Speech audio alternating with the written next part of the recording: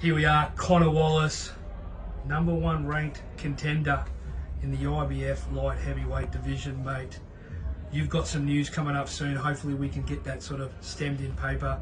You're in camp. How's everything going?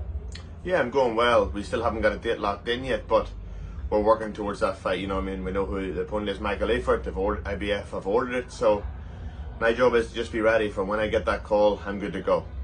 I saw you about 4 weeks ago. Your gym put on a fantastic event. Jake Wiley versus Yusuf Dib. You spoke about it was getting closer. This is for a world title eliminator. This is a big fight. Can we talk? I know December the 6th has been thrown around and all that sort of stuff. Where are we at with negotiations and contracts and whatnot? And what can we tell the fans?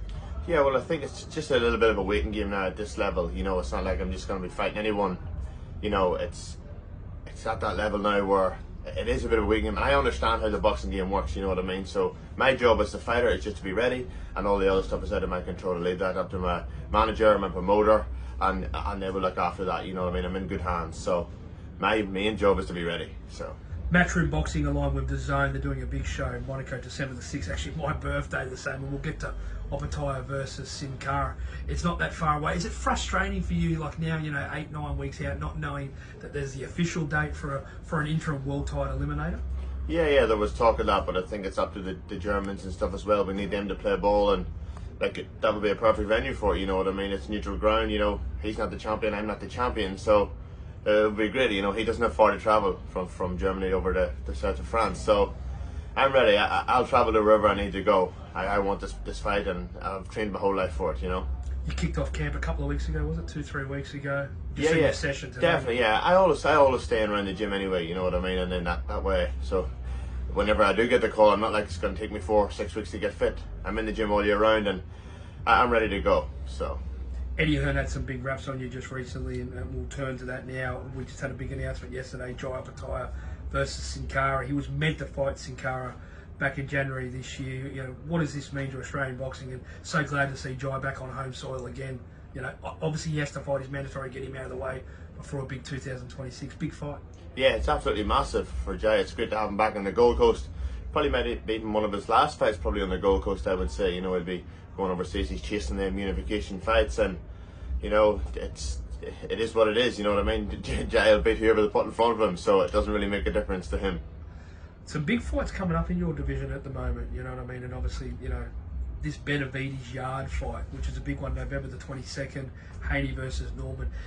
You're very, very focused in on your own programs when it's time for Conor Wallace to switch in, but do you sort of have a look at some of these other big names in the light heavyweight division and sort of check them out and see who's who in the zoo? Definitely, and I know I'm not a million miles away, you know, obviously being ranked #2 in the IBF, and obviously the target at the moment is Michael Eifert. He's the guy we're chasing, and we get through that, and any of them big names, you know what I mean? I'm in a great position, so my job is just to take one fight at a time, and I don't like overlooking anyone. So obviously I'm looking at Eifert, you know, he's the target. Tunnel vision on him. I get through that, it opens up massive doors for me and massive fights. What do you think of Benavides in Yard?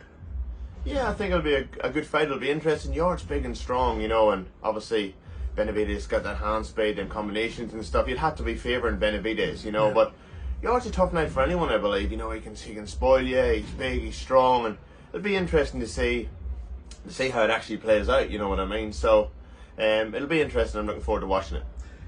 Bivol obviously dropped one of the belts. There's so much more movement. What are your thoughts on Bivol? What is he going to do over the next 12 months? And we all talk about as media people and advisors and people that work in industry. We have our opinions. As a fighter, I know he's someone that you respect very much. Yeah. What do you think Dimitri Bivol will do? He'll stay in that division.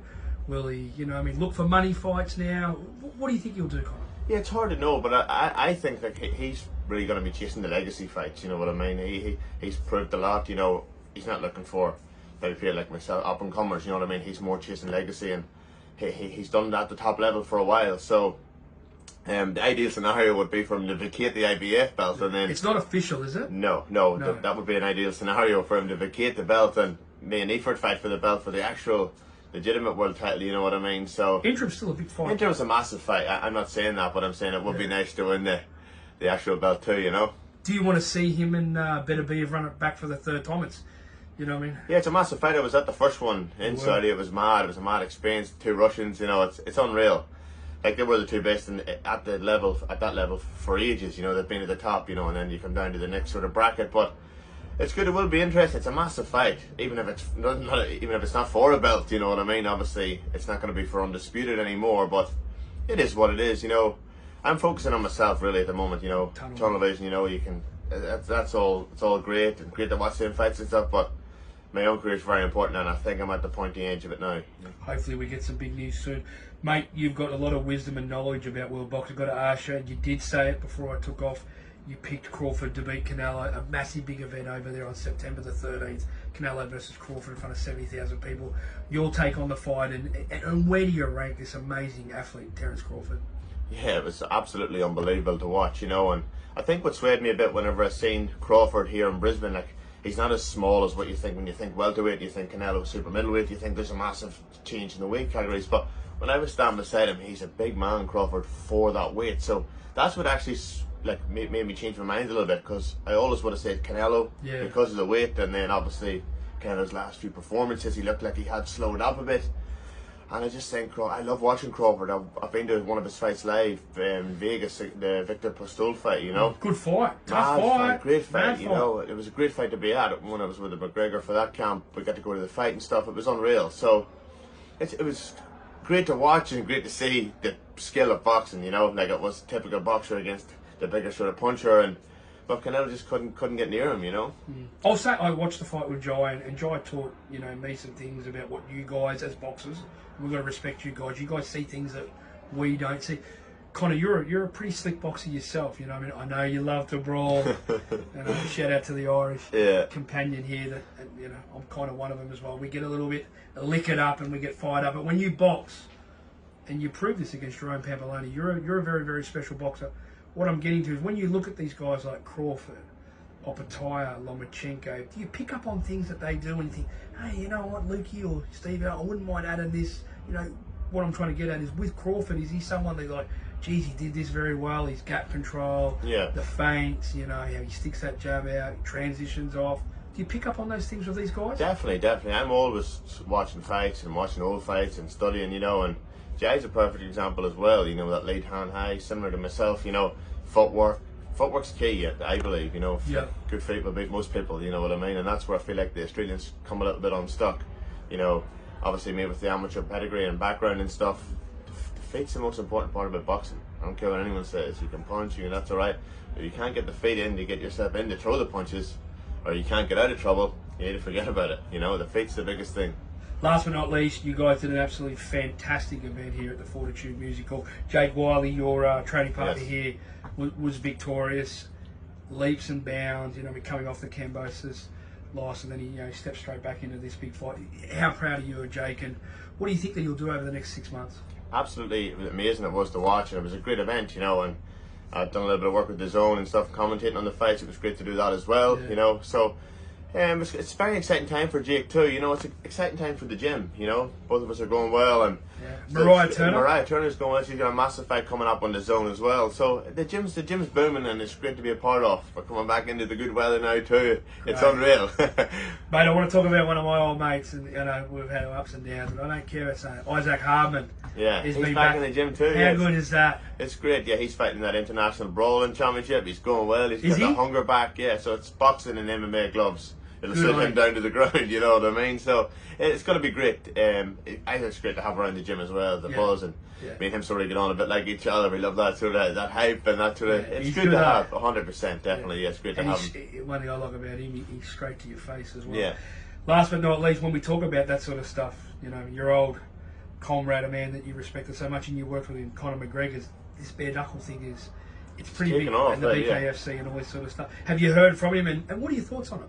Yeah, it's mad. It's pretty exciting, actually. He hasn't rung you, has he? Not to do it, no. I don't know if my hands would hold up to that. But I get a few more boxing fights first, anyway. But you never say never. Nah, it was exciting, you know what I mean? It's mad seeing James DeGale fighting Matty Floyd and stuff. It's mad. I went to the one here at Logan as well. It's a mad sport, man, I'm telling you. It's just like a street fight, really, but in a ring, you know. McGregor's putting a lot into it, too. He is, definitely, yeah. I think he owns the company and stuff as well, so he's pushed it. Great market and great everything, you know.